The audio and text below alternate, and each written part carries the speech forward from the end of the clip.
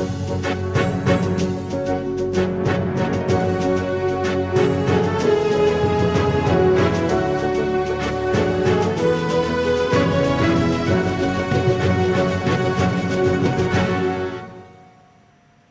evening to you all. In today's summary, a two-day conference focusing on the Ministry of Health's vision is currently being held on Pralais for employees of the Ministry of Health from Pralais and La Digue. The conference, which began this morning, is giving staff an opportunity to raise their concerns and to share their views directly with the Minister of Health. One of the main topics being discussed is the mental well-being of staff. Minister Marvin Fani said work has already begun to strengthen the recently established Staff Welfare and Public Affairs Unit on Pralais to ensure that employees' concerns are heard and addressed.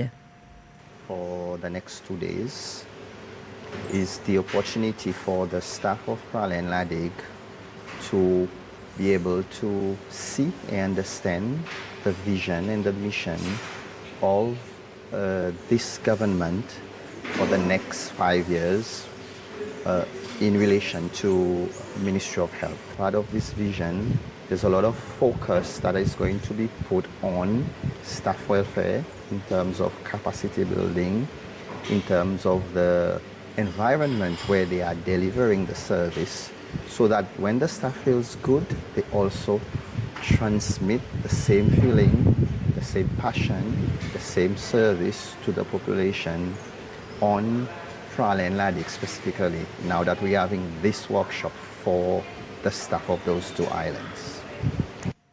We remain in the health domain. Students from the National Institute of Health and Social Studies, NIHSS, the Seychelles Institute of Technology, SIT, and private schools took part in a workshop focused on mental health. The session gave the students the opportunity to share their experience and knowledge and a better understanding of mental health. The information gathered will be compiled into a report and later shared with relevant ministries and departments. Two students studying mental health at the University of Seychelles, together with the National Youth Council, coordinated the workshop. The young participants discussed what good mental health means and the challenges they face. The Minister for Sport and Youth, Kelsey Bell, also attended part of the session. The organizers say the workshop captured the students' experience beyond statistics, which will also help authorities better understand their needs and improve mental health support. A group of young dancers from different dance classes and academies are taking part in a 4-day workshop.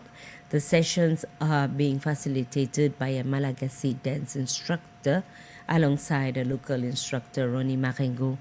The workshop is taking place at the National Library, and one of the instructors said she is also exploring ways of fusing traditional dance with the different cultural influences to make the sessions more accessible to young people. The sessions also promote punctuality, respect, and responsibility among the young dancers. The workshop is part of the Youth Festival celebrations. A final performance is scheduled on Friday.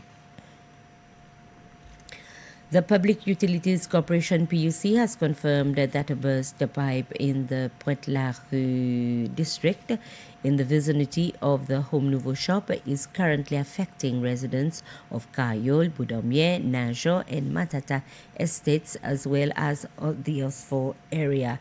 PUC says consumers should expect a low water pressure while repair works are being undertaken.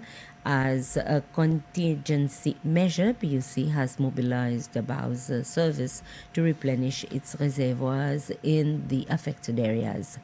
Residents requiring water assistance on an individual basis are advised to call 280-8046 to request Bowser services. Dr. Harish Jivan, the owner of the Jivan's complex in Montfleury, has confirmed that Miot Hospital has backed out of the hospital project custom made for it in the complex. Construction work on the 2,555 square meter building with 3 floors started 2 years ago. The building is modern and spacious, costing about 30 million rupees. The contractor is Sahajan Ran Builders, and the building consists of spaces for several clinics, laboratories, operating theatres, wards, offices, and even a staff quarter, amongst others.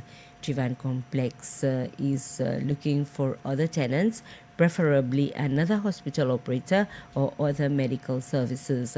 But if this do not materialize, Dr. Jivan says that the building will go back to being a commercial complex, as it was the case before.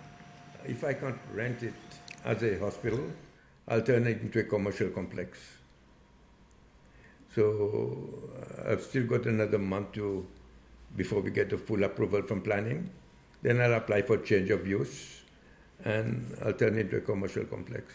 It was done by me, but they were involved in the planning stage. I mean, the design was basically, they approved of everything initially, but then they changed their mind. And doctor, you said that the Ministry of Health was also involved? Right from the beginning, right from the planning stage, they approved of the plan. They wanted many things. You know, they wanted a place where the staff can eat, and they wanted more toilets and all. We did everything, and there's a lot of toilets inside.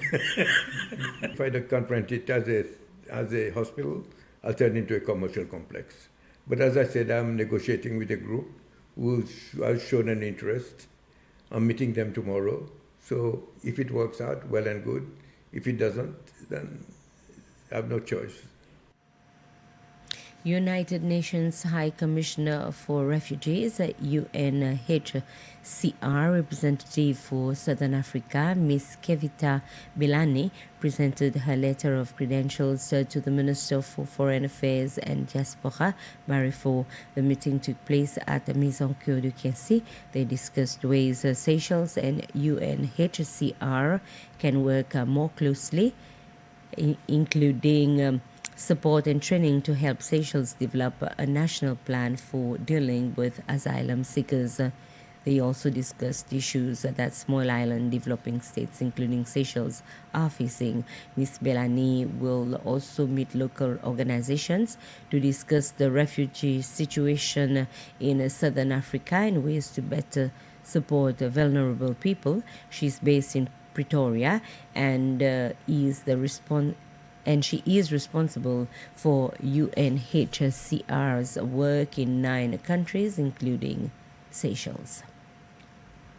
And with this, we end this news summary. I'll be back at 8 with the Creole Bulletin. Good evening.